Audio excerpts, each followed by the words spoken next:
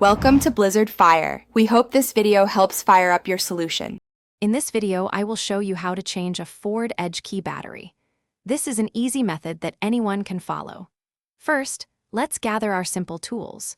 You'll need a small flathead screwdriver or even a coin and a new CR2032 coin cell battery. Having a clean, well-lit area will make this process much smoother and prevent any small parts from getting lost. Now that you have your tools ready, let's open the key fob. Look for a small slot, usually on the side or bottom edge of the fob. Carefully insert your flathead screwdriver or coin into this slot.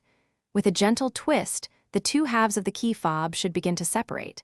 Take your time and avoid using excessive force to prevent any damage to the casing. With the key fob open, you will see the old battery. Before removing it, take a quick mental note of its orientation, specifically which side is facing up. This is usually the positive side. Gently pry out the old CR2032 battery. Now, insert your new CR2032 battery, ensuring the positive side, often marked with a plus sign, faces upwards, just like the old one. Almost done, carefully align the two halves of your key fob. Make sure they fit together snugly. Gently press the halves together until you hear a satisfying click, indicating they are securely fastened.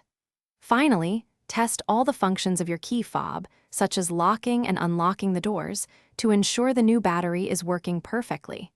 You've successfully changed your Ford Edge key battery. Thanks for watching. If you found this helpful, don't forget to like and subscribe.